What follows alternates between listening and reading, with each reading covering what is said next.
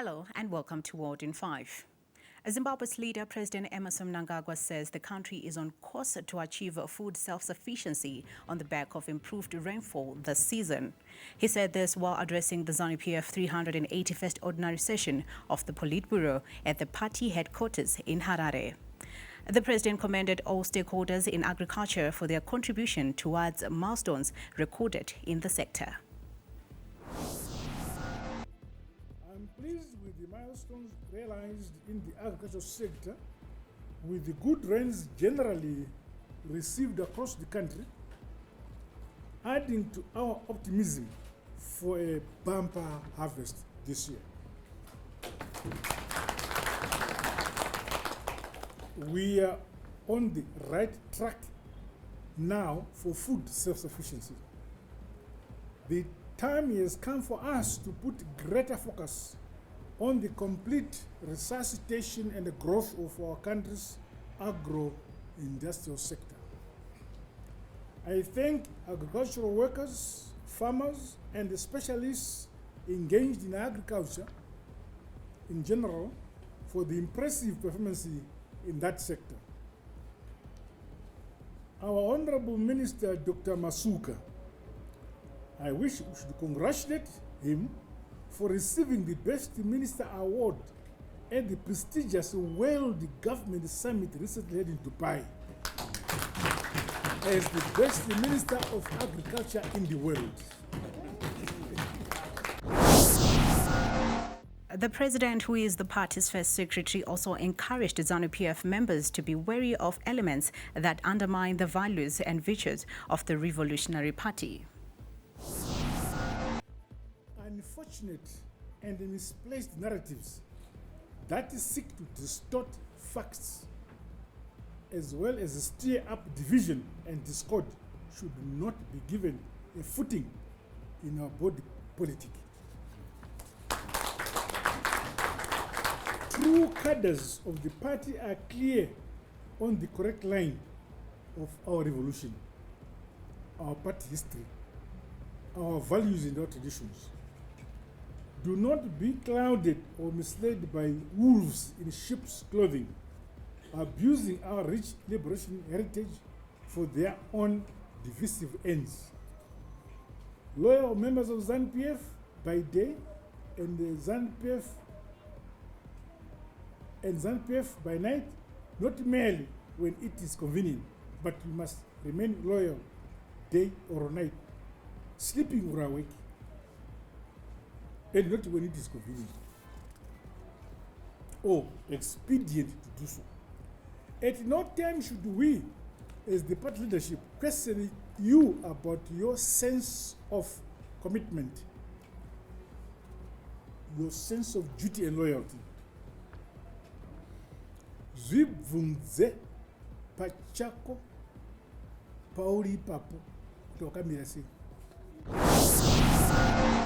President Mnangagwa hosted persons with disabilities at State House, where he said government is committed to supporting them and scaling up interventions to promote their well-being. Tavares Wochiwe covered the meeting for us. Today's engagement was meant to provide a platform for direct engagement between the president and representatives of persons with disabilities. The interface with the highest office in the land set the tone for all stakeholders to accelerate the mainstreaming of disability in national development. There were open discussions on progress, challenges, and further steps in policy implementation. In his address at the meeting, President Mnangagwa reassured persons with disabilities that the government stands ready to listen to their concerns and grievances. It is pleasing to note that our efforts are aligned with the domestication of international conventions and protocols. This unity of purpose and culture of working together must be sustained to promote the dignity of all persons with disabilities in all their diversity, which is critically important.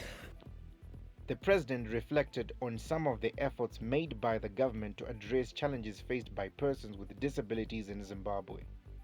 In June 2021, President Mnangagwa launched the National Disability Policy.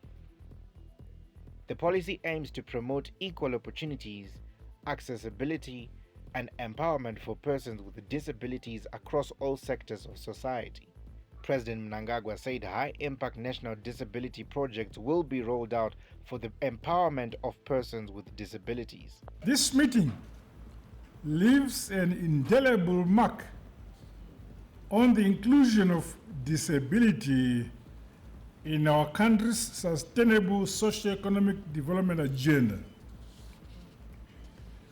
It must set the tone for all stakeholders to accelerate the mainstreaming of disability into the ongoing national development and broad-based empowerment programs. Meanwhile, the president donated 1,000 United States dollars to each of the 40 organizations representing persons with disabilities. Representatives of the community reciprocated the gesture by gifting the president 2 sculptures that they made, proof that disability is not inability. The interface created a platform for persons with disability to pour out their hearts. The main concern from this community is what they believe is a slow pace in the enactment of the Persons with Disabilities Bill. The first, which we feel is a priority for persons with disability, is the expedition of the enactment of the Persons with Disabilities Bill that is currently going through the motions of Parliament. It was a platform for frank discussions and honest reflections. There were several takeaways from the meeting for both parties to go and reflect on. The key message from today's deliberations was that all citizens are equal in the eyes of the government. Authorities have set the tone, and the onus is on citizens to treat each other fairly without prejudice. For ZTN Prime, I am Tafara Sbuchwe.